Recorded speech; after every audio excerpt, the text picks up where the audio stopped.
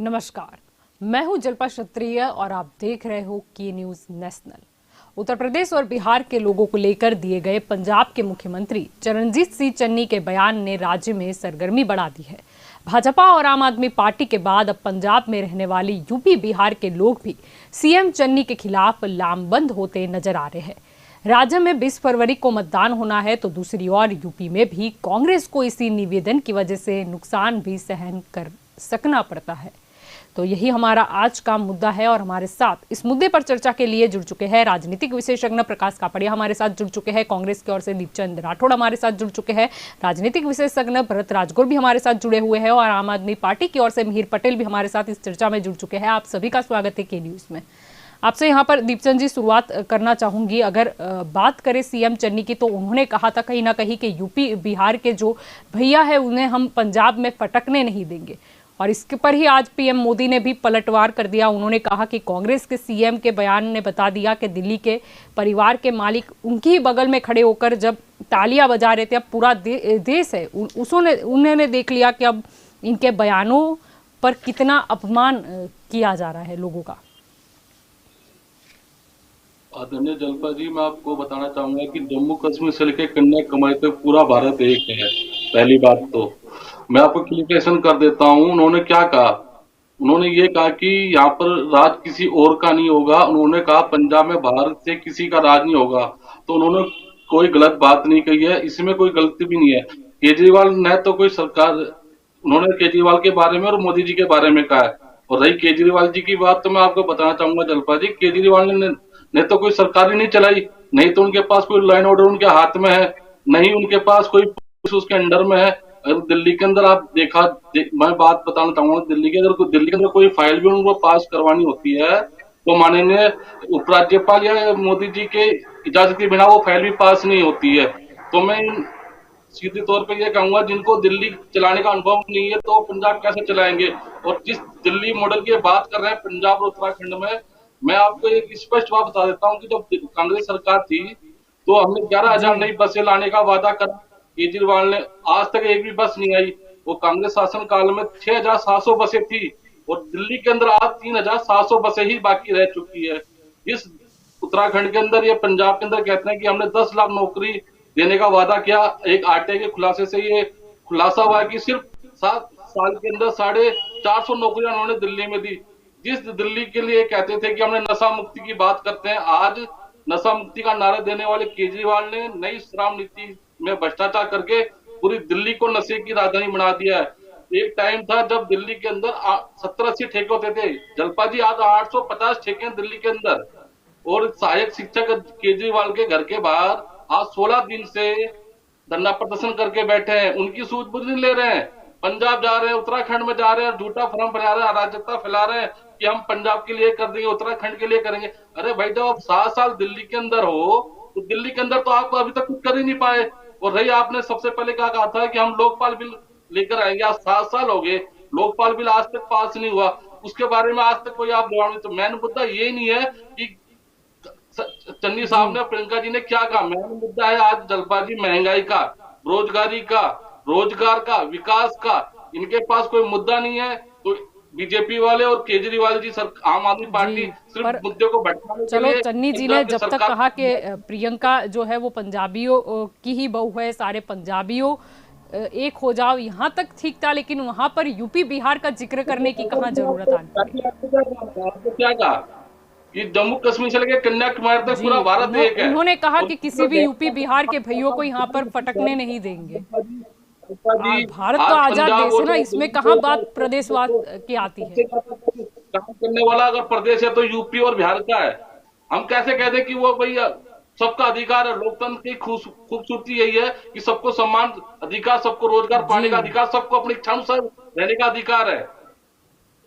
जी, मिहिर जी आपकी और यहाँ पर आना चाहूंगी, क्योंकि अगर सीएम चन्नी की बात करें तो उनके द्वारा निवेदन दिया गया था और उसके बाद में केजरीवाल जी की भी प्रतिक्रिया सामने आई थी। उन्होंने ये कहा था कि ये बहुत ही शर्मनाक है कि किसी खास समुदाय अथवा किसी को व्यक्तिगत रूप से निशाने बनाकर दिए गए बयानों की वो निंदा करते हैं। और उन्होंने यहाँ तक भी कह दिया था कि प्रियंका गांधी भी यूपी बिहार से ताल्लुक रखती है, ऐसे में वह भी भैया है। और उसके बाद देखा गया कि सीएम चन्नी ने भी अपने बयानों पर जो सियासत चल रही है उसको लेकर फिर स्पष्टता करने वो आए। उन्होंने कहा कि जो लोग भी पंजाब में आए हैं वो लोग खून पसीना लगा के काम करते हैं, पंजाब को विकास के रास्ते पर ले जाते हैं। हमारा जो रिश्ता है उनसे बहुत ही गहरा है, हमें उनसे प्यार है। उन्होंने तो यहाँ तक कह दिया कि मैंने अपना बयान जो है वो केजरीवाल और संजय सिंह जैसे लोगों के लिए बोला था जो पंजाब में आके काम करते हैं। पंजाब उनका उतना ही है जितना हमारा है। यानी कहीं ना कहीं उन्होंने यू टर्न लिया है। उन्होंने कहा है कि ये जो बयान था वो कहीं ना कहीं उन्होंने संजय सिंह या केजरीवाल के लिए इस्तेमाल करना था। जी बिल्कुल जलपा जी, सबसे पहले मैं आपको ये बताना चाहूंगा कि अगर आप एक चीज आपने नोट की हो शायद, तो कोई छोटा मोटा पशु हो, उसकी पूंछ पे जब आप पैर रखते हो ना, तो वो पशु या पक्षी जो है वो तड़पने लगता है। वो गुजराती में हम कहते हैं ना, तड़फड़ियां मारने लगता है। तो अभी क्या हुआ है कि थोड़े समय पहले केजरीवाल जी ने लिख के दिया है कि चन्नी जी जिस 2 सीट पे से लड़ रहे हैं चुनाव, वो दोनों सीट पर से वो हार रहे हैं। और भगवत मान जी जो है वो कम से कम 50,000 की लीड से जीत रहे हैं। तो ये चीज जो केजरीवाल सर ने लिख के दी है वो कहीं ना कहीं इनको चुभी है, और इनको मालूम नहीं है कि अभी इसको काउंटर कैसे करना।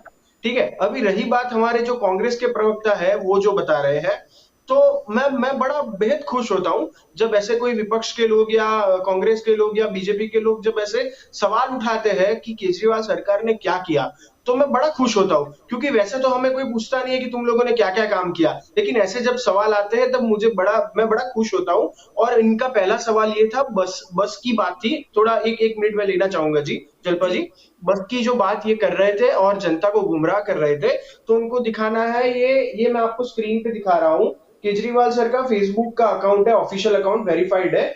और उसके ऊपर जो बसेस का अभी 15 दिन पहले ही जो बसेस लॉन्च की गई है, उसके फोटोज वगैरह मैं आपको दिखाना चाहता हूँ। तो ये सारी जो बात है, कांग्रेस के लोग दुगलकपंथी जिसे हम कहते हैं, कि हर बार टीवी डिबेट में आके कुछ ना कुछ बोलना, जनता को गुमराह करना। आप चन्नी साहब में भी वो लक्षण आपको देखने को मिले भाषण में। कैसे वो पहले स्टेटमेंट कुछ और दिया, फिर उन्होंने केजरीवाल जी और संजय सिंह जी पर वो सारा डाल दिया। ये एक एक तरफा तो ये कहते हैं कि हम सर्व समाज की बात कर रहे हैं, कश्मीर से लेके कन्याकुमारी तक सारा भारत एक है, और ये जब बोलने पर आते हैं तो कुछ और निकलता है। तो ये सारी चीजें है एक्चुअली, ये दर्शाती है कि कांग्रेस पक्ष पूरा जो है वो बड़ा कंफ्यूज है। क्योंकि एक बाजू आलू डालो, दूसरी बाजू सोना निकलेगा, ये बात से लेके चन्नी जी ने जो स्टेटमेंट दिया वहां तक आप अगर गौर करें और एनालिसिस करें, तो आपको पता चलेगा कि चन्नी जी अकेले नहीं, कांग्रेस के सारे नेता कंफ्यूज हुए पड़े हैं। क्योंकि उनको हार अभी आंखों के सामने हार दिख रही है। तो ये कंफ्यूज हो चुके हैं कि अभी हम लड़े कि ना लड़े, क्योंकि हारने वाले ये तो तय है। जी, यहाँ पर आपकी और प्रकाश जी आना चाहूंगी, क्योंकि ये जो बयान आया था उसके जवाब में प्रियंका गांधी ने भी कुछ जवाब दिया। उन्होंने कहा कि मुख्यमंत्री चरणजीत सिंह चन्नी ने केवल इतना कहा था कि पंजाब को पंजाबियों द्वारा चलाया जाना चाहिए, उनके बयान को गलत तरीके से लिया गया है। उन्होंने ये भी कहा था कि मुझे नहीं लगता कि यूपी से कोई पंजाब आकर यहाँ पर सरकार चलाना चाहेगा। पर मुद्दा यहाँ पर ये इसीलिए उठता है क्योंकि जो निवेदन आया उसके बाद में ये प्रश्न उठ जाता है कि क्या हम अभी आजाद भारत में नहीं रह रहे, यहाँ पर प्रदेशवाद कैसा। देखो जलपा जी, बात तो ये है कि प्रियंका जी ने चन्नी के निवेदन को बचाने का प्रयास किया है, किस तरह से मोड़ने का प्रयास किया है, ये बात निश्चित पब्लिक समझ सकती है। दूसरी चीज है, पहले अमची बम्बई महाराष्ट्र गुजरात की विभाजन हुआ, कर्नाटक तमिलनाडु की पब्लिक की लड़ाई हुई। तो प्रांतवाद जब हमारा देश आजाद हुआ था, तो सरदार वल्लभ भाई पटेल ने कहा था उत्तर दक्षिण पूर्व पश्चिमी बनाना चाहिए, बाकी प्रांतवाद नहीं होना चाहिए। फिर जी भी प्रांतवाद हो गया, जो हमारे देश की कम नसीबी है। इसके लिए अभी जो उत्तर प्रदेश और बिहार के लोगों को भैया जी कह करके, और उधर या हर एक प्रांत के लोग कोई ना कोई प्रांत में बसते हैं, राजस्थान, महाराष्ट्र, पंजाब, गुजरात, तो पंजाब एक प्रगतिशील राज्य ज्यादा था और अभी भी है।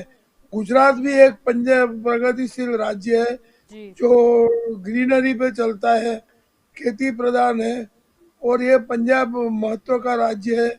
इसमें कोई भी जो पर प्रांत के लोगों का जिक्र करना, वो एक हमारे देश की जो आज़ादी है और एकता है, अखंडता है, और हिंदू मुस्लिम सिख ईसाई बिन सांप्रदायिकता है। ऐसे बीजेपी से भी कई निवेदन कौमवाद पे दिए जाते हैं, कई बार बहुत दिए गए हैं, लेकिन ये प्रांतवाद पे जो है वो निवेदन तो उनको, कांग्रेस को इस बारे में चन्नी जी के कारण नुकसान पहुंचा सकता है, ऐसा समझ सकते हैं कि उन्होंने पंजाब की प्रजा को आकर्षित करने के लिए यह किया। गुरु गोविंद सिंह का जन्म स्थान बिहार में है।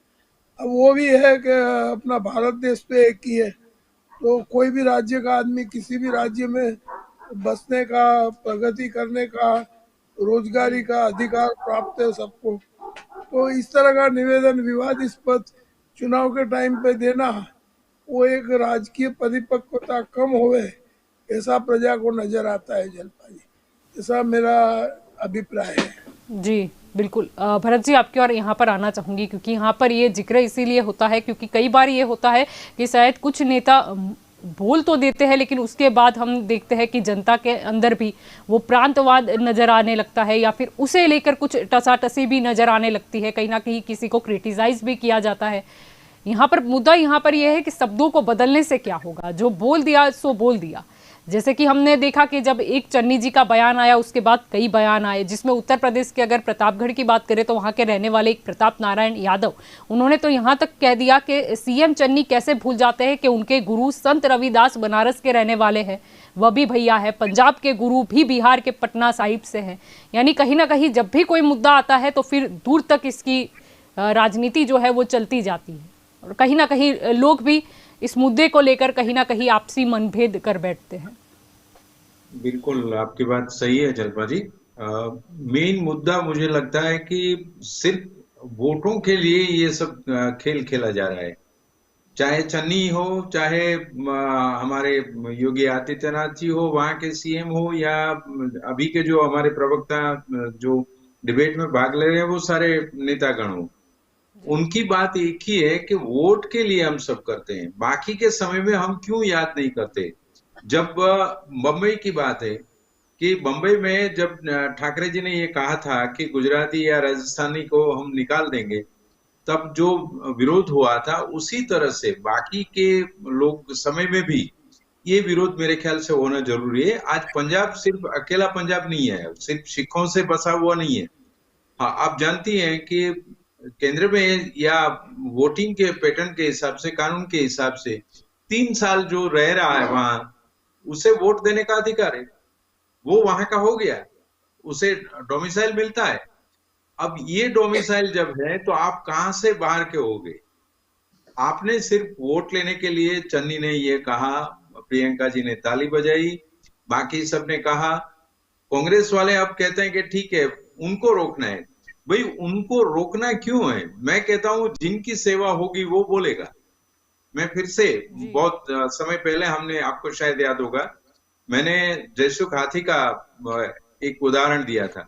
जयसुख भाई गुजरात में ऐसा एक कार्यकर थे, उन्होंने जब नेहरू ने बोला कि जयसुख हाथी दूसरी जगह से नहीं खड़ा रह सकते, जयसुख भाई ने बोला कि आप पूरे गुजरात में कोई भी सीट ले लो लोकसभा की, और वो सीट पर मैं खड़ा हूं, अगर आपकी डिपॉजिट न जाए तो मैं राजनीति छोड़ दूंगा। ये कहने वाला कोई नहीं है। आज जो हमें थोड़ा दुख इस तरह से भी होता है कि आज प्रधानमंत्री जी ने भी, हमारे आदरणीय प्रधानमंत्री जी ने ये कहा कि रविदास जी यूपी के नहीं थे, गुरु गोविंद सिंह जी बिहार के नहीं थे। सिर्फ जन्म से कोई कहीं का नहीं हो जाता है। जहां जिसने काम किया है, जहां जिसने लोगों की सेवा की है, वहां अपने आप बिना बोले लोगों की उनके तरफ सहानुभूति होगी, लोग उनको ही पसंद करेंगे एज ए लीडर, नेता के रूप में। तो ये जो भावना है वो मेरे ख्याल से आज के चुनाव में बिल्कुल खत्म हो गई है, और हम सिर्फ चुनाव पूरे हुए, बात खत्म हुई, ये जो चीज है, मगर ये भूल जाते हैं। आज यहाँ की बात करें आप, गुजरात में, गुजरात में ज्ञातवाद जातवाद इतना बढ़ गया है कि आज इलेक्शन चले गए पंचायतों के, गांव में लोग, मैं अभी घूम कर आया हूं, गांव में लोग एक गांव में 3-3 थड़े हो गए अलग अलग, वो वहां नहीं जा रहे हैं, कोई किसी के एरिया तक में नहीं जाता है। हम अहमदाबाद की बात कर रहे हैं, मगर छोटे छोटे गांव में 2-3 हजार की आबादी वाला गांव भी आज ये स्थिति हो गई है कि वहां वो लोग एक दूसरे से कतराते हैं। ये हालत हम करने जा रहे हैं चुनाव के द्वारा। मेरे ख्याल से पंजाब में वही होगा। अगर पंजाब में, चलिए कल पंजाबी ये आ गया है, तो बाकी सब लोग वो चीफ मिनिस्टर से इतना प्यार, इतना मान नहीं रखेंगे जितना पहले रखते थे। तो ये शब्द इस्तेमाल करने में इन्होंने, चन्नी जी ने भी ध्यान रखना था। बाकी सब नेता इसके बाद में जो बोल रहे हैं वो भी सही नहीं है। अगर, मैं तो आप वालों को कहता हूं, आपको कहने की जरूरत ही नहीं है। अगर आपने सेवा की है, आपका काम बोलेगा, तो लोग अपने आप आपको वोट देंगे, आपके हाथ में सत्ता अपने आप आएगी। ये तो हमारा लोकशाही का मजा है। तो ये हमें करना जरूरी लगता है। मगर दुख है इस बात का कि इसमें तो इससे आगे कुछ कह ही नहीं सकते कि आप कृपया करके अपनी जबान पर लगाम रखिए और लोगों को एक दूसरे के सामने लड़ाने के बजाय, प्रदेशवाद खड़ा करने के बजाय, प्रांतवाद खड़ा करने के बजाय, जिसने काम किया है आप ये तो बोलिए, जिसने सेवा की है उसको वोट दीजिए। जलपा बिल्कुल ठीक है जी, बिल्कुल ठीक है। दीपचंद जी, आपकी ओर लौटना चाहूंगी, क्योंकि यहाँ पर मायने ये भी रखता है कि यूपी के इलेक्शन भी है, और हम जानते हैं कि अगर इस शब्द का प्रयोग जो किया गया है उसका शायद सीधा असर यूपी के इलेक्शन में भी कांग्रेस को देखने को मिले, क्योंकि कहीं ना कहीं लोकमानस में कांग्रेस अपनी जो एक छवि बनाना चाहती थी, लड़की हूँ लड़ सकती हूँ नाम से प्रियंका गांधी लेकर आई थी कि कैसे वो महिलाओं के उद्धार की बात की थी। वहाँ पर उन्होंने किसी जाति की महिला की नहीं, लेकिन सारी ही महिलाओं की बात की थी। वो एक मुद्दा था, लेकिन कहीं ना कहीं जब मुद्दा प्रांतवाद से जुड़ा आता है या किसी की जाति से जुड़ा आता है तो फिर कोई मुद्दे काम नहीं करते। यानी कांग्रेस के लिए बहुत अहम होगा कि अब यूपी में वो कैसे चुनाव में ये जाहिर कर सकेगी कि नहीं, वहां पर मुद्दा ये नहीं था। जलपा जी, कांग्रेस का मंत्र है सर्वभवन्तु सुखी सुखी, अर्थात सभी सुखी रहे।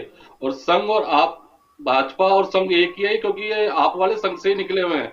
और संघ का मंत्र है संघे भवन्तु सुखी, अर्थात संघी सुखी रहे। मैं आपको बताना चाहूंगा जलपा जी, जिस तरह आज मोदी जी ने कहा ना रविदास जी के बारे में कि करतारपुर के अंदर ये था और हमने ये वो यूपी में पैदा हुए। अरे आप अपना इतिहास उठा के देखो, कांग्रेस पार्टी तो वो पार्टी है जिसने पाकिस्तान का इतिहास नहीं भूगोल बदल दिया था। और रही बात, क्योंकि कांग्रेस पार्टी आज की पार्टी नहीं, 1885 की टाइम की पार्टी है। और पटेल भाई, मैं आपको बताना चाहूंगा, आपकी पार्टी को 7 साल ही हुए हैं। और पहली बार जब आप पार्टी में आए थे तो 49 दिन की सरकार के अंदर कांग्रेस के समर्थन से आप पहले बार आपके केजरीवाल मुख्यमंत्री बने थे। उसके बाद आप 2 बार मुख्यमंत्री बने हो, पर विकास के नाम पे आपने कुछ नहीं करा। जो आपने डेमो दिखाया है ना हमें, वो लॉन्च हुआ है, वो अभी रोडों पे आया नहीं है। जबकि मैं आपको बताना चाहूंगा, डूसीब में 2007 करोड़ का घोटाला हुआ था, उसके बारे में आपने जिक्र ही नहीं करा। शराब माफियों से साथ में मिलकर 3500 करोड़ का घोटाला करा, उसका आपने जिक्र ही नहीं करा।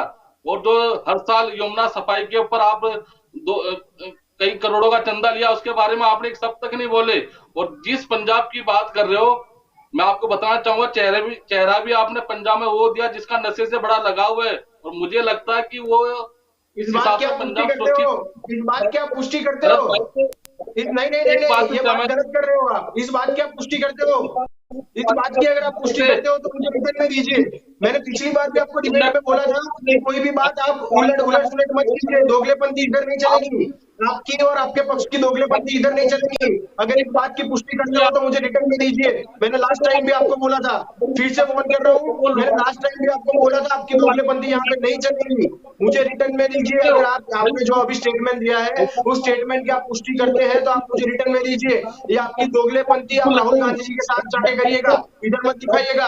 आपकी और आपके पक्ष की दोगलेपंथी हम सुनने के लिए नहीं बैठे इधर, आप रिटर्न में दीजिए। आपने जो स्टेटमेंट दिया है, अगर आप उस स्टेटमेंट की आप पुष्टि दुगलकपंथी करते हैं तो वो रिटर्न में दीजिए हमें। ये दुगलकपंथी इधर मत दिखाइए। 17 साल तक आपने देश को लूटा है, हमने 7 साल में जो करके दिखाया वो आपने 17 साल में भी नहीं करके दिखाया। ये दुगलकपंथी, जनता को उल्लू मत बनाइए, जनता को मूर्ख मत बनाइए, जनता को आप गुमराह मत करिए। आपने जो स्टेटमेंट दिया वो स्टेटमेंट, अगर आप उस स्टेटमेंट की पुष्टि करते हैं तो मुझे 1000 रुपए के स्टैम्प पेपर पे आप रिटर्न लिख के दीजिए। जनता को गुमराह मत करिए। अगर आपने जो स्टेटमेंट दिया वो स्टेटमेंट की पुष्टि करते हैं तो 1000 रुपए के स्टैम्प पेपर पे मुझे रिटर्न दीजिए। ऐसे दुगलकपंथी आप सारा कांग्रेस पंथ दुगलक है। दुगलकपंथी इधर मत दिखाइए, हमारे सामने मत दिखाइए आपकी दुगलकपंथी। जहाँ दिखानी हो वहां दिखाइए। एक मशीन में आलू डालो, दूसरे मशीन में से सोना निकलेगा, वो निकालिए। यहाँ पर प्रश्न ये था कि हम यूपी में कैसे लोगों को यकीन करवा पाएंगे। जितना सोना निकलना था उतना निकाल लिया।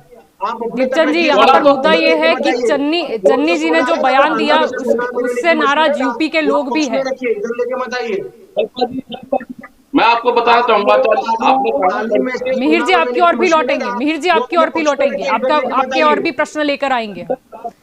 दीपचंद जी मुद्दे पर आ जाते हैं, मेरे सवाल पर आ जाते हैं। मीर जी आपकी ओर भी लौटेंगे, मीर जी आपकी ओर भी लौटेंगे, मीर जी आपकी ओर भी लौटेंगे। मुद्दे पर आते हैं, मुद्दे पर आते हैं। हम किसी का सर्टिफिकेट लेने नहीं बैठे यहाँ पर, मुद्दे पे आते हैं। दीपचंद जी, चन्नी जी ने जो बयान दिया, आपको नहीं लगता यूपी की जनता उससे नाराज है, जिसका सीधा असर कहीं ना कहीं कांग्रेस को हो सकता है यूपी में, या फिर प्रियंका जी ने जो मेहनत की थी वहां पर उस पर पानी फिर गया है? मैंने आपको पहली लाइन में आपको एक बात इस पर कही थी, जम्मू कश्मीर से लोग से लेकर कन्याकुमारी तक पूरा भारत एक है, चाहे यूपी वाले हो चाहे बिहार वाले हो, वो हम सब उनका सम्मानित करते हैं, वो हमारे आपस के भाई है, उनके बारे में हम क्यों कहेंगे? ये हमारा भाईचारा है, लोकतंत्र की यही तो खूबसूरती है। सिर्फ लोग पॉलिटिकल सिद्धांत के लिए आपने उस चीज को घुमाया लोगों ने कि भाई इन्होंने ऐसा कह दिया। अरे मैं आपसे पूछना चाहूंगा, जो वित्त मंत्री ने यूपी वाले कहा था, जब किसी ने क्यों नहीं बात उठाई?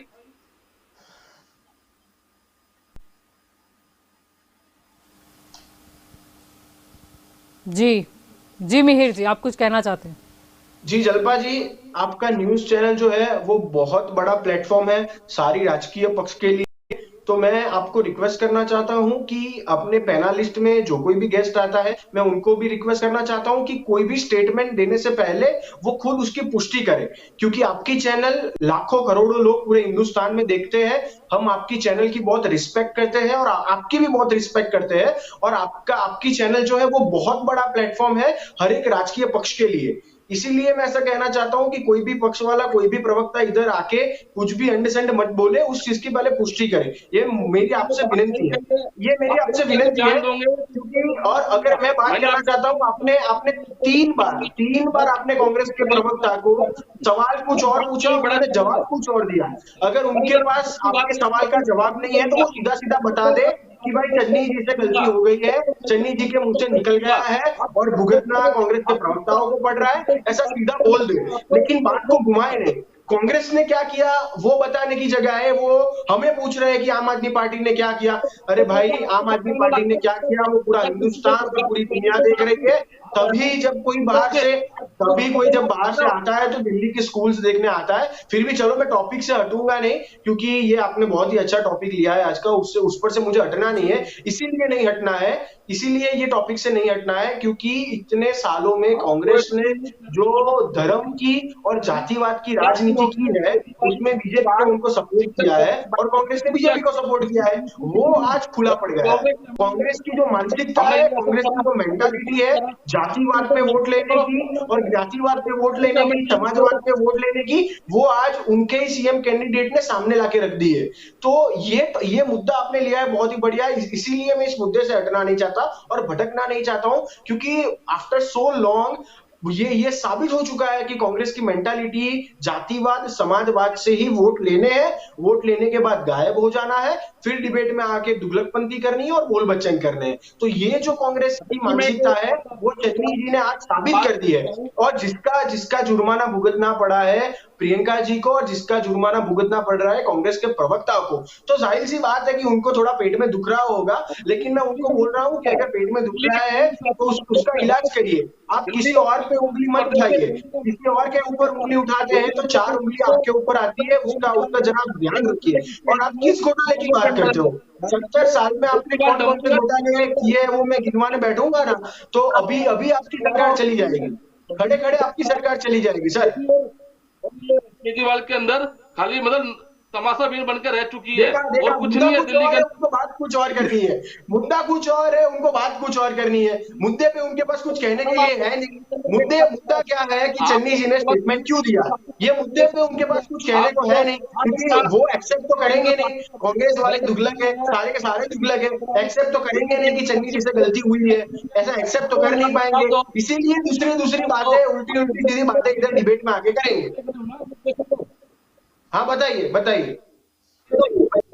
मुद्दे पे बात करिए, टॉपिक मत भटकिएगा। ठीक है प्रकाश जी, आपकी और यहाँ पर बढ़ते हैं, क्योंकि यहाँ पर हमें सब्जी मंडी नहीं बनाना है। हम यहाँ पर इसीलिए कर रहे हैं ताकि सारे ही जनता सुन पाए, समझ पाए और हर एक पक्ष की बात को गौर कर पाए। यहाँ पर प्रकाश जी आपकी और लौटना चाहूंगी। यहाँ पर मुद्दा ये भी है क्योंकि पंजाब में भी कई ज्यादा ऐसी आबादी है जो कहीं ना कहीं यूपी से बिलोंग करती है, यानी कि कहीं ना कहीं अगर कास्ट वाइज अगर हम देखने जाए तो हो सकता है कई ऐसे लोग भी होंगे जिनका जन्म ही शायद पंजाब में हुआ हो, भले बाय कास्ट वो कहलाते हो कि ये यूपी के हैं, लेकिन हो सकता है उनका तो जन्म ही पंजाब में हुआ हो। अब वो लोग का क्या आगे, ये प्रश्न खड़ा हो गया है वहां पर कि क्या इनको मत दिया तो क्या ये मुख्यमंत्री हमें बाहरी तो नहीं गिना देंगे।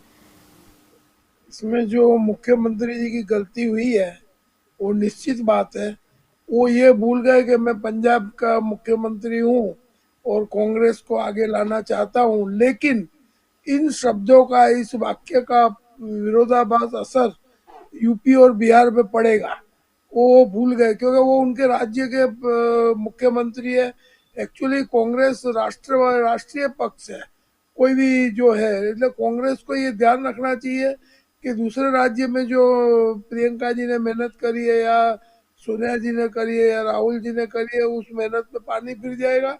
लेकिन दूसरे प्रांत का उन्होंने ध्यान नहीं रखा है, ये उनकी अपरिपक्वता है, राजकीय अपरिपक्वता जो भी कहो इसे, तो उसे उन्हें स्वीकार करके और कबूल कर लेना चाहिए, मैं ऐसा मानता हूँ।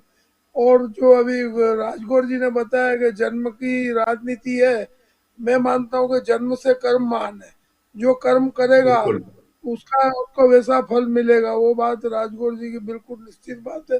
वो महाभारत, रामायण, कुरान, बाइबल, गुरु ग्रंथ साहब सब में लिखी हुई है कि जन्म से कर्म महान है। ऐसा तो पंजाब की प्रजा ऐसा लगेगा कि कहीं ना कहीं जो है हमारी महंगाई को, हमारी समस्याओं को, हमारी बातों को कांग्रेस या राजकीय पार्टियां वोट के लालच में भूल गई है। तो ये जो जैसे मोदी जी ने उधर कहा कि रेत माफिया है और दूसरे ड्रग माफिया है, ये माफिया की बात बराबर है कि ड्रग माफिया है, रेत माफिया है, उनको हम पकड़ेंगे, ये करेंगे।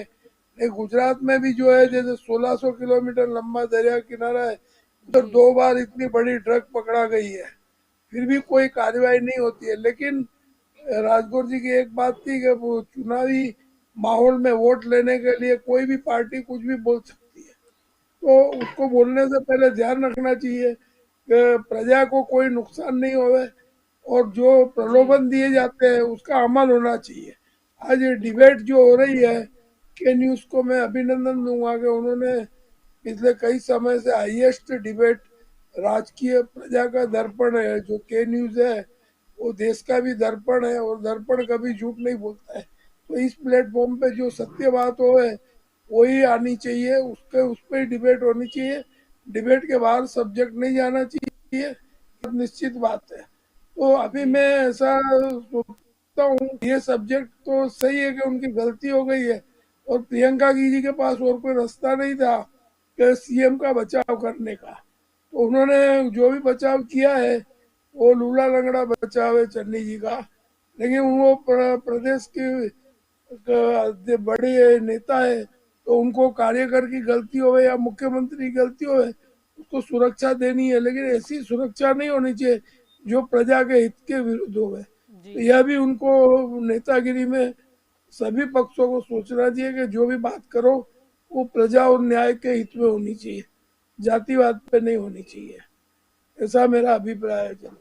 जी बिल्कुल भरत जी, आपकी और भी लौटना चाहूंगी क्योंकि पंजाब में हम जानते हैं कि 20 फरवरी को चुनाव है, यानी ये मसला अब वहां पर हुआ ऐसा है कि शायद चन्नी जी के मुंह से निकला और यहाँ पर विपक्षों ने उन्हें घेर लिया, लेकिन मुद्दा यहाँ पर जनता के मन में भी इसीलिए सवाल खड़े हो गए क्योंकि उन्हें लगता है कि कहीं ना कहीं हमने मत दिए और उसके बाद में हमारे साथ में ये सलूक हुआ कि नहीं, हम तो पंजाबी नहीं हैं, हम तो भैया है, इसीलिए शायद हमारी मांगों को इग्नोर किया जाए, या फिर कुछ ऐसी सीटें हैं जहाँ पर उनका प्रभुत्व ज़्यादा है, वो लोग अब सोच रहे हैं कि हम अब क्या जातिवाद के आधार पर वोट दें, या तो फिर क्या किसी पार्टी से अब हम रिक्वेस्ट करें कि आप नहीं, हमारे कास्ट के किसी प्रतिनिधि को आप खड़ा करो, क्योंकि यहाँ पर तो बाकी सब लोग हमें गिनते हैं कि हम यूपी के भैया हैं।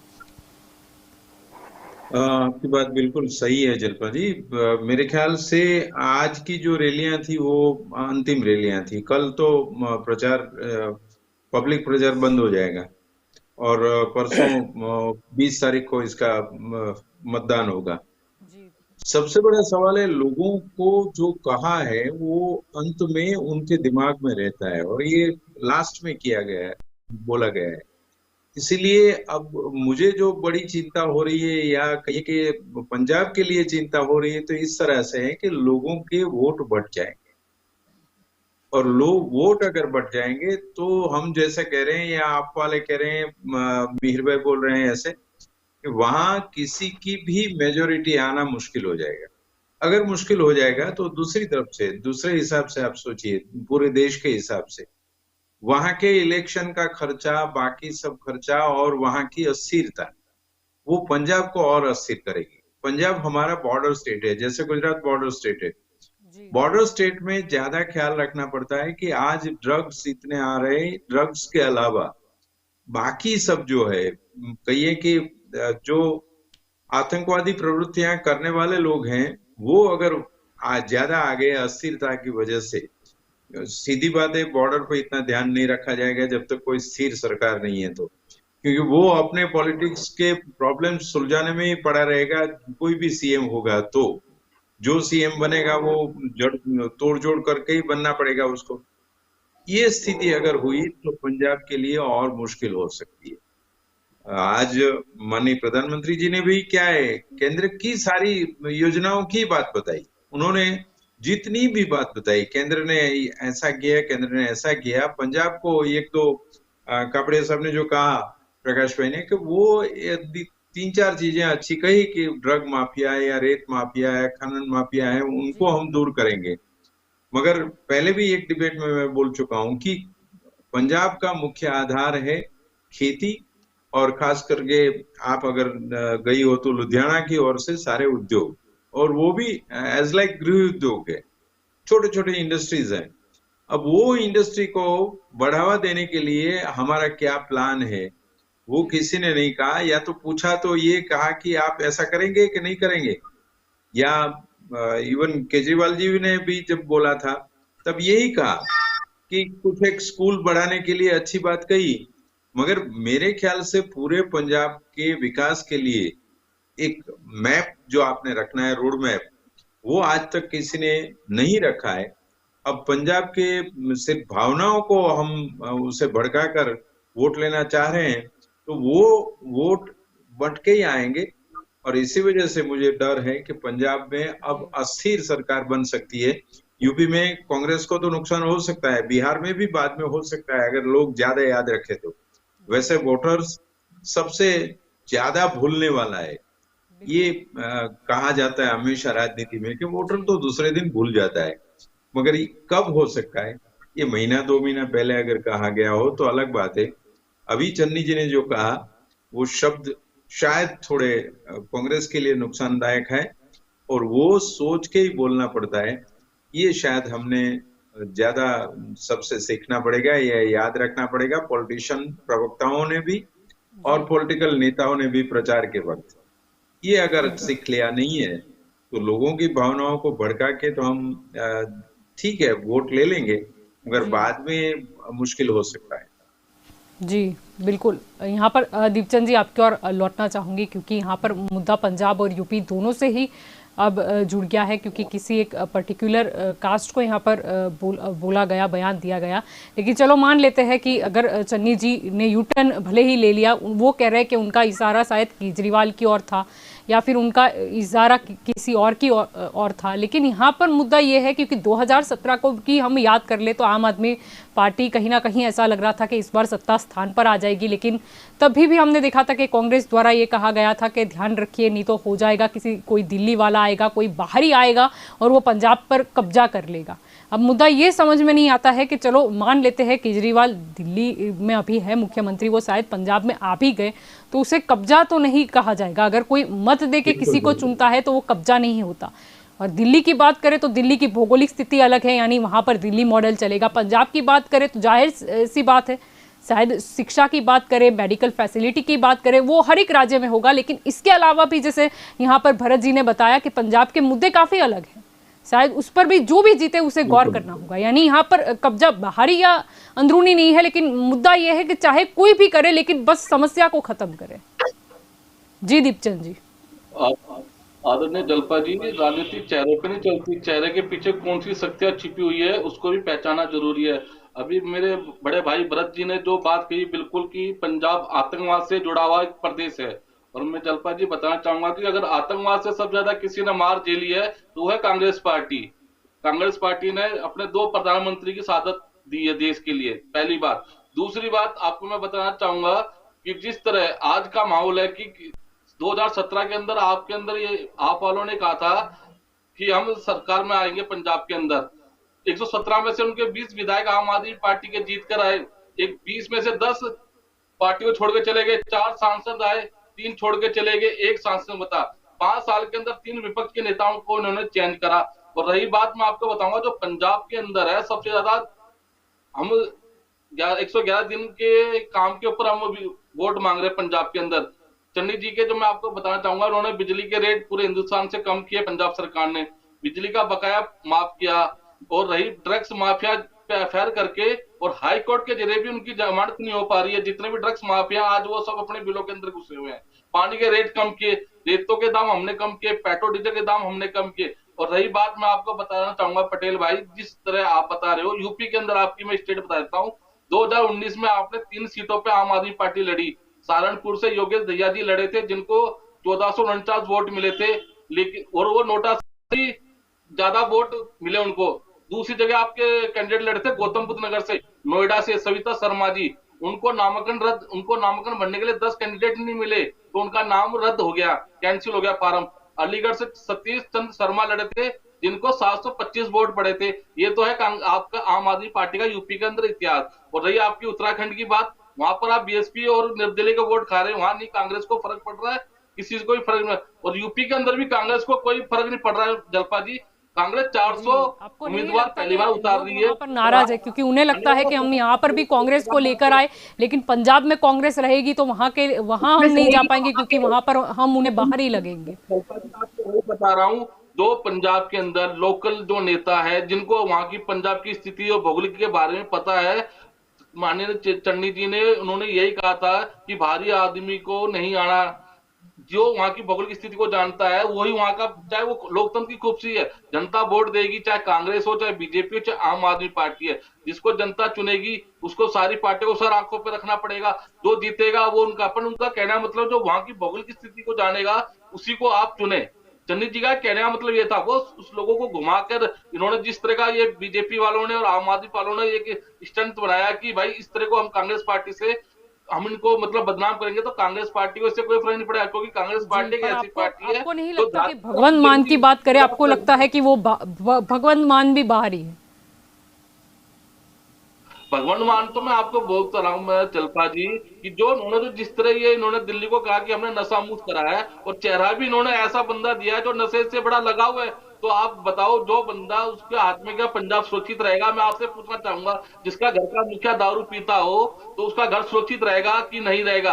आप खुद सीनियर पर्सन हो मेरे से भी ज्यादा, और मेरे 2 भाई भी बैठे हैं, प्रकाश जी और भरत जी, जिसका घर का मुखिया ही दारू पीने वाला होगा तो वो घर सुरक्षित है कि नहीं है? तो पंजाब सुरक्षित है कैसे?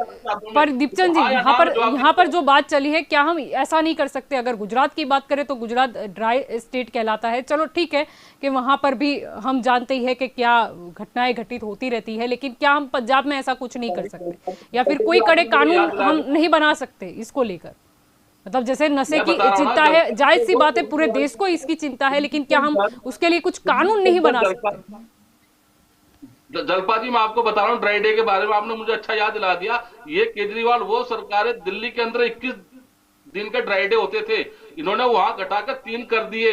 जो गुरु पर्व, महावीर जयंती, दिल्ली होली जैसे 18 त्योहारों को इन्होंने बंद करा, क्योंकि उनसे नशे से इनको फायदा हो रहा है और रेवेन्यू सबसे ज्यादा नशे के उसमें आ रहा है। तो ये दिल्ली सरकार तो वो सरकार है, आप इनको कैसे भरोसा कर सकती है पंजाब की सरकार? जो हमारे त्योहार है उन पे भी इन्होंने ड्राई डे को खोल दिया है। तो मैं ऐसी सरकार को तो मैं कहना चाहूंगा, इनसे घटिया सरकार कोई सरकार है ही नहीं। जी मिहिर जी, आप कुछ कहना चाह रहे थे? शायद मेरे कांग्रेस के प्रवक्ता है, उनकी दिमागी हालत थोड़ी ठीक नहीं लग रही है मुझे। क्यों ऐसा मैं बोल रहा हूं वो आपको बताना चाहता हूं। क्योंकि जिस स्टेट में जो नशा दो प्रकार का होता है, एक है अल्कोहल। जिस स्टेट में अल्कोहल पीने पर कोई पाबंदी नहीं है, अगर उसमें एक दिन का ड्राई डे हो, तो मुझे ऐसा लगता है कि जैसे कि कल ड्राई डे है तो आज बंदा वो अपना अल्कोहल या अपनी चीजें स्टोर करके रख सकता है। तो 21 दिन की आप जो अभी मैं बात पूरी कर लूं, अभी मैं अपनी बात पूरी कर लूं। आपकी बात मैंने सुनी, आप उसको आपकी बात मैंने सुनी, अब मैं मेरी बात पूरी कर लूं। मेरी बात पूरी कर लूं, मैं मेरी बात पूरी कर लूं। मैंने अभी ऐसा नहीं बोला है कि उड़ता चन्नी। मैं मेरी ठीक बात है, पूरी हम कर लूं, मुद्दे पर आते हैं। मैं मेरी बात पूरी कर लूं। उड़ता चन्नी अभी तक मैंने नहीं बोला है, मुंह से ये अल्फाज मेरे नहीं निकले उड़ता चन्नी जैसे। तो कृपया करके जरा अपनी हद में रहिएगा, और हमारे भगवत मान जी के बोला ऊपर उंगली उठाने से पहले अपने उड़ता चन्नी को जरा संभाल लीजिएगा, ठीक है? जी, पर अपने मुद्दा यहाँ अल्फाज पर को जरा सिर्फ काबू में रखिएगा, चरणजीत सिंह चन्नी अपने क्या करते हैं अल्फाजों या को जरा भगवान मान काबू में क्या करते हैं रखिएगा। वो नहीं है। मुद्दा यहाँ पर ये है कि हम पंजाब की इसीलिए मैं जनता उनको को बताना कैसा चाहता हूँ। बनाना चाहते हैं, या हमारी जो वहाँ की युवा पीढ़ी है उसे हम कहाँ पहुँचाना चाहते हैं। क्योंकि जैसे कि बात जी हुई कि बिल्कुल। किसानी से जुड़े लोग हैं वहाँ पर, अगर हम बात कर ले तो देश की सरहद पे भी वहाँ से ही ज़्यादातर लोग आते हैं। यानी हमें हमारी युवा पीढ़ी को उस इतिहास का, हमारे कल्चर के हिसाब से आगे बढ़ाना है, या फिर उन्हें कहीं अलग डाइवर्ट कर देना है। मुद्दा ये है यहाँ पर। जी जी मिहिर जी। बिल्कुल जलपा जी, ये बहुत ही बढ़िया सवाल है। मैं आपको बताना चाहता हूं कि एक ब्लूप्रिंट दी है आम आदमी पार्टी ने पंजाब के लिए, ठीक है? उसमें क्या क्या है वो चीज मैं आपको बताना चाहता हूं। एजुकेशन है, अच्छी हेल्थ है, उसके साथ साथ जो बेरोजगारी है वो कैसे कम होगी उसकी एक ब्लूप्रिंट है। उसके साथ साथ जो पंजाब के ऊपर कर्जा है वो कर्जा कैसे कम होगा, वो कर्जा कैसे जीरो होगा, उसकी भी ब्लूप्रिंट है। जैसे दिल्ली के ऊपर अभी एक भी पैसे का कर्जा नहीं है, जीडीपी का ग्रोथ के रैंक में दिल्ली नंबर 1 पर है। तो वो कैसे आया? पंजाब को कैसे हम कर्जे की बात में जीरो पे ले जाएंगे, कैसे कर्जा जीरो करेंगे, ये ब्लूप्रिंट में है। किसानों को कैसे मदद होगी, वो राघव चड्ढा जी ने प्रेस कॉन्फ्रेंस करके ये सारी बातें कही है पंजाब की जनता को। और नशे की अगर जब जब बात आती है तब मैं उनको बताना चाहता हूं कि पंजाब के अंदर हम जो नशे की बात कर रहे हैं वो अल्कोहल वाला नशे से ज्यादा बाकी सारी चीजों का जो सेवन होता है वो नशा बहुत ज्यादा है। हम उस नशे की बात कर रहे हैं। कांग्रेस पार्टी वो नशे की जो एक्चुअल नशे की बात है उस पे अभी तक उन्होंने काम नहीं किया। हम लोग उस नशे के ऊपर काम करना चाहते हैं। रही बात कि पंजाब की जनता, कोई बोल रहा है कि आम आदमी पार्टी के इस कैंडिडेट को इतने वोट मिले, इतने वोट मिले। भाई जनता के आशीर्वाद से किसी भी कैंडिडेट को वोट कम ज्यादा मिलते हैं, वो जनता के ऊपर होता है। और हमारे कांग्रेस के प्रवक्ता ने ऐसा बोला कि जो कोई भी पार्टी जीतेगी जनता उसको सर आंखों पर बिठाएगी। गलत, ये बात से मैं कभी सहमत नहीं हूं। अगर आम आदमी पार्टी जीतती है पंजाब में तो आम आदमी पार्टी की ये जिम्मेवारी है, अरविंद केजरीवाल सर की, हमारे भगवत मान जी की ये जिम्मेवारी है, और आम आदमी पार्टी के एक एक कार्यकर्ता की ये जिम्मेवारी है कि पंजाब की जनता को और पूरे देश की जनता को सर आंखों पर बिठाए। पार्टी को सर आंखों पर बिठाने की जरूरत नहीं है। यहाँ पे जनता को, जो जनता जनार्दन है, उनके जो सवाल है उनके लिए पार्टी खड़ी हुई है, उनके लिए हम लोग लड़ रहे हैं। तो जनता को सर आंखों पर बिठाना है, किसी पार्टी को या किसी व्यक्ति को या किसी इंसान को सर आंखों पर बिठाने की बिल्कुल भी आवश्यकता नहीं है यहाँ पर। जी प्रकाश जी, आपकी ओर लौटना चाहूंगी। यहाँ पर चर्चा यही है कि चाहे पंजाब में कौन रह रहा है, वो पंजाबी है या नहीं बाय कास्ट, या फिर बाहर का है, जो भी है, क्योंकि पंजाब में वो रह रहा है इसीलिए उसे शायद हम पंजाबी कह सकते हैं। और मुद्दा वहाँ पर यह है कि उसकी समस्या क्या है, क्योंकि शायद उसे ऐसा तो है नहीं कि वो वही कास्ट का है तो उसे कुछ और दाम पे चीज़ें खरीदनी पड़ती हो, कोई बाहरी है तो शायद इनके शब्द के हिसाब से, चन्नी जी के शब्द के हिसाब से, तो उन्हें कुछ और भुगतान करना पड़ता हो।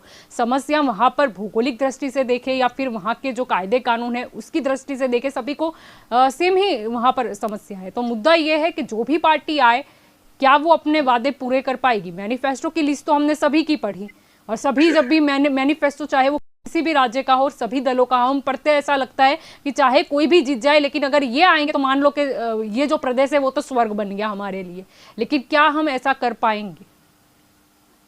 ये जो मैनिफेस्टो का किस्सा है, इसमें हर एक पार्टी अपना अपना किसानों के लिए प्रधानमंत्री निधि योजना जाहिर की है बीजेपी ने, तो आप आम आदमी पार्टी ने कुछ और भी बातें करी है, कांग्रेस पार्टी ने भी करी है, लेकिन प्रजा को उससे कितना लाभ होगा वो एक प्रजा क्वेश्चन मार्क है प्रजा के लिए। और खेती प्रधान राज्य है पंजाब, तो किसानों के लिए जो सरकार ज्यादा कुछ करेगी उसका स्थान ज्यादा रहेगा ऐसा लगता है।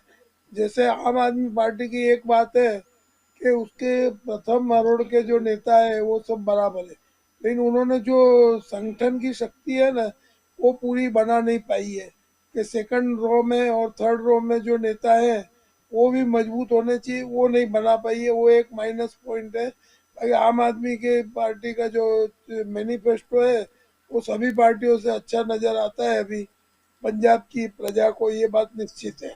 लेकिन वो कितना कर पाएंगे और प्रजा का विश्वास कितना है। और बीजेपी का एक सवाल है कि उनके 65 उम्मीदवार खड़े हुए हैं, तो उनके पास पूरे 117 नहीं थे, तो अलविंदर सिंह कैप्टन के साथ भी उनका जुड़ाव हो सकता है और हुआ है। तो ये सब मिला करके जैसे अभी कुल मिला उन्होंने 117 कैंडिडेट पूरे खड़े किए जी हुई है, तो उसे वह इधर भी सफल होना चाहती है, ऐसी कटिबद्धता दिखाई पड़ती है प्रजा को।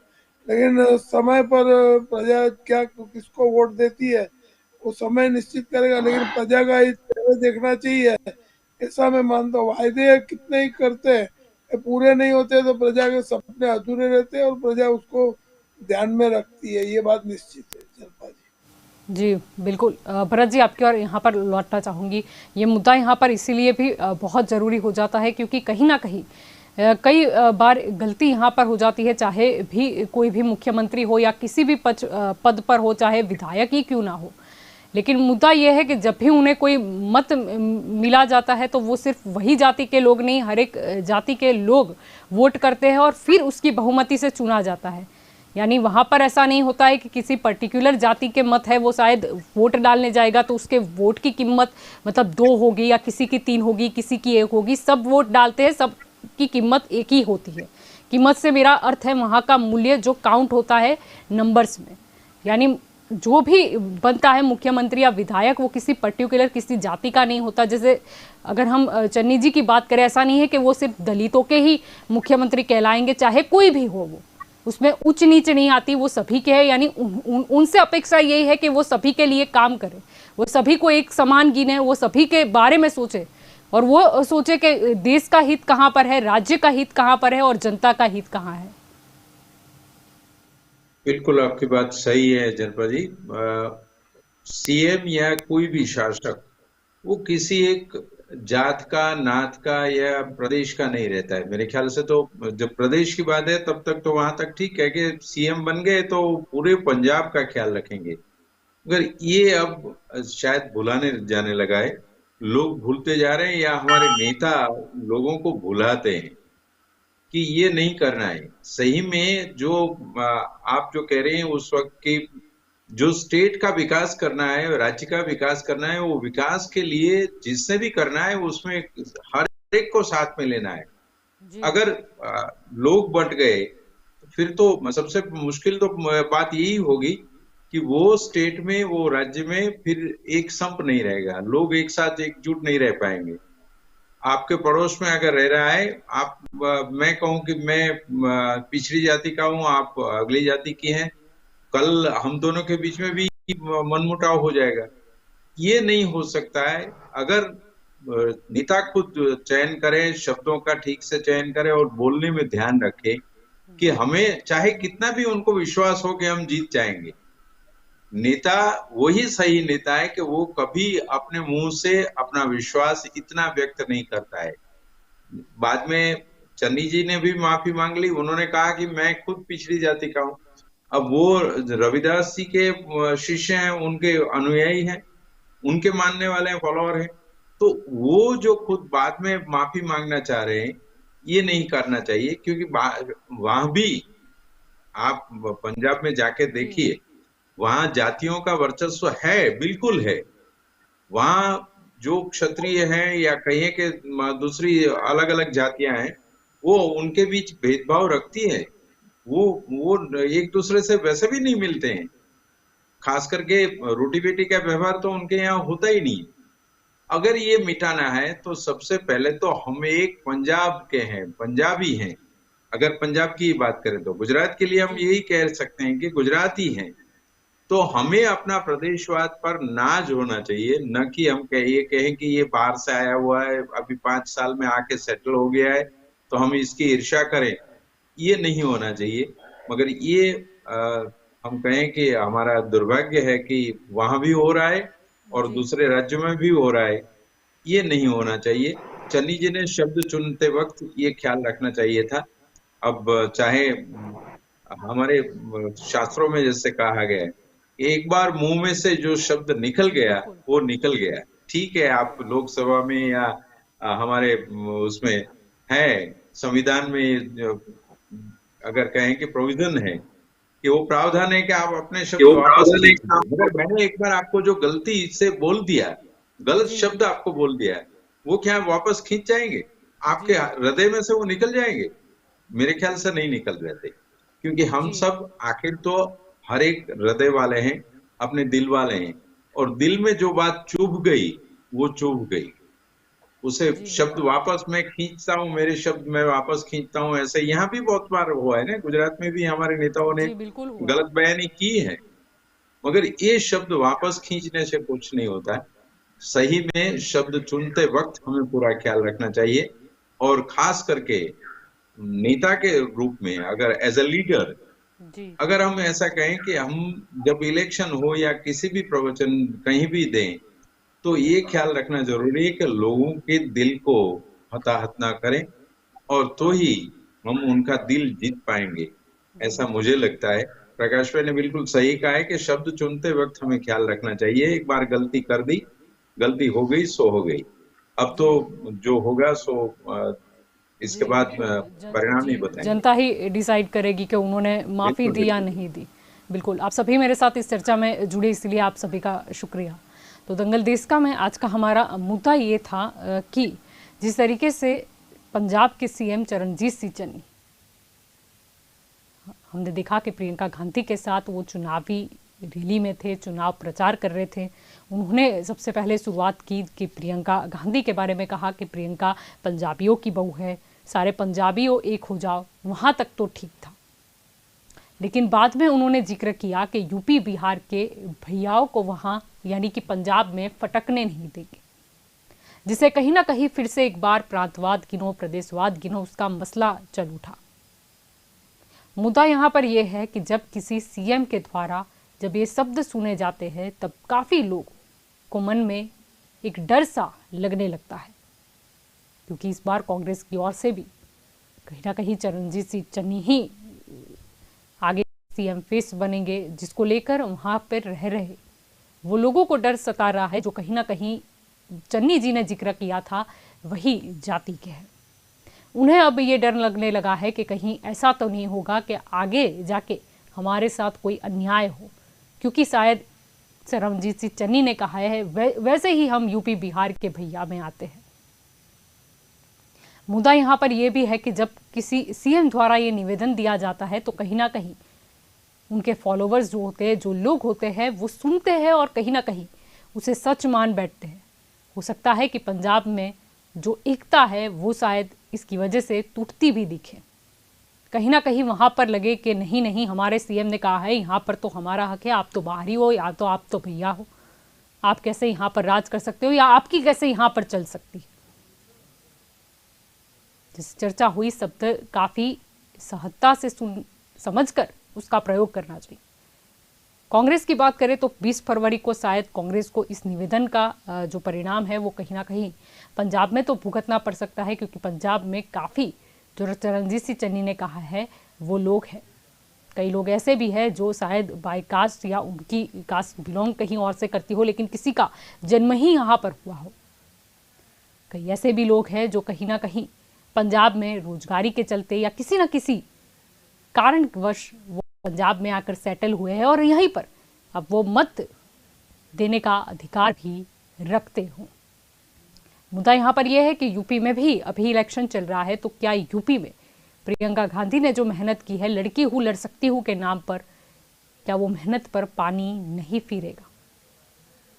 क्योंकि कहीं ना कहीं जब मुद्दा प्रांतवाद को लेकर कसा जाता है या जाति को लेकर कसा जाता है, वो लोगों के दिल को चुभ जाता है। वैसे तो पंजाब में मुद्दे कहीं थे, वैसे तो चन्नी जी चाहते तो शायद ये कह सकते थे कि चाहे जो भी हो, कोई भेदभाव बिना जो भी जनता चुने, जो भी नेता आए, बस वो जनता की सेवा करे, तो क्या होता। लोगों को शायद प्रियंका गांधी भी वहां पर उनके बगल में ही खड़ी थी, उन्होंने भी ताली बजाई, उन्होंने उस चीज का कोई विरोध नहीं दिया या फिर वही समय पर उनके शब्दों को पलटने की कोशिश ना की। काफी सारे लोगों को ये भी रास नहीं आया। यही एक बयान है जिसके चलते हमने आक्षेप भी देखे, प्रति आक्षेप भी देखे। कई लोगों ने तो प्रियंका को पूछा कि अब आप चुनाव प्रचार में कैसे यूपी में नजर आओगी इस बयान के बाद। कई जगह पे ये भी कहा गया कि पंजाब में आज जो विकास हो रहा है या पंजाब जितना आगे है उसमें शायद रोल कहीं ना कहीं यूपी बिहार से आए हुए लोगों का भी रहा है, उनकी मेहनत का रहा है, उनके खून पसीने की कमाई का भी रहा है। सीएम चन्नी ने भले ही निशाना ताक दिया हो कि वो तो केजरीवाल को बता रहे थे, वो तो किसी और को बोल रहे थे, उनका निशाना सामान्य जनता पर नहीं था, लेकिन कैसे मान ले, क्योंकि तब जो जिक्र किया गया वो केजरीवाल का नहीं था, किसी और का नहीं था, तब शब्द थे यूपी बिहार के भैया। सबसे पहले तो किसी भी नेता को समझना ये होगा कि जब भी भले ही आप पंजाब के ही सीएम कहलाए, किसी राज्य के सीएम कहलाए, लेकिन आपको ये समझना होगा कि पंजाब की भी जो भी लोग हैं उनकी जो भी इनकम है वो टैक्स पे करते हैं, तो स्टेट गवर्नमेंट को भी करते हैं, सेंट्रल को भी करते हैं, यानी पूरे देश में उसका हिस्सा जाता है। समझना ये इसीलिए जरूरी है क्योंकि हम स्वतंत्र भारत में रहते हैं, यहाँ पर प्रांतवाद हो नहीं सकता, क्योंकि यहाँ पर यूपी से अगर पंजाब में जाना है या किसी भी राज्य में जाना है तो वहाँ पर पासपोर्ट नहीं लगता, वहाँ पर वीज़ा नहीं लगता। अगर यूपी से किसी को पंजाब में किसी काम के चलते, जॉब के चलते रहने जाना है तो वहाँ पर उसको वीज़ा लेने की ज़रूरत नहीं है, वहाँ पर उसे परमिशन लेने की ज़रूरत नहीं है। ये चीज़ों को समझना होगा, गौर करना होगा और ये सोचना होगा। शायद मुद्दा ये होना चाहिए था चुनाव प्रचार में कि यहाँ पर जो लोग हैं उनकी समस्या क्या है, हम उसे दूर करेंगे, या फिर वो लोगों का भी वो स्वागत करते कि जो लोग शायद पहले पंजाब से नहीं थे लेकिन अब पंजाब में रहते हैं, पंजाब का एक हिस्सा है, तो उन्हें कोई तकलीफ तो नहीं है, वो दूर करेंगे। अगर ये मुद्दा उन्होंने कहा होता तो क्या होता। अब जो भी हो, यूपी की जनता और पंजाब की जनता डिसाइड करेगी कि उन्होंने चन्नी जी को माफ़ कर दिया या फिर कहीं ना कहीं वो एक मौका देना चाहे, या फिर कहीं ना कहीं उनके दिल को इतना भी चुभ सकता है कि शायद हमें चुनाव के जो मतदान के परिणाम आए उसमें शायद साफ तौर पर नजर भी आए कि कितनी सीटों पर कितना नुकसान हुआ। शब्द ऐसी चीज है जो निकल जाए तो उसे शायद ऐसे देखा जाए तो शायद संवैधानिक दृष्टि से देखे तो शायद बोल सकते हैं कि हम वापस ले ले, जैसे भरत जी ने यहाँ पर कहा, लेकिन जो एक बार दिल को चुभ जाता है वो चुभ ही जाता है। अब देखते हैं आगे क्या होता है। तो दंगल देश का में अभी बस इतना ही। ज़्यादा जानकारी के लिए आप जुड़े रहे के न्यूज़ के साथ। नमस्कार।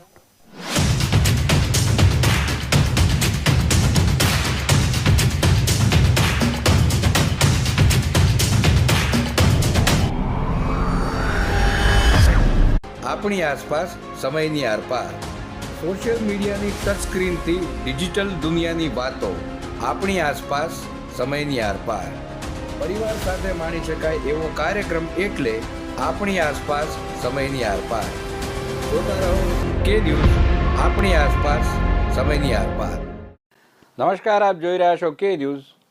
હું છું હસીત. દોસ્તો, આપનું સ્વાગત છે કે ન્યૂઝના લોકપ્રિય કાર્યક્રમ આપણી આસપાસ સમયની આરપારમાં.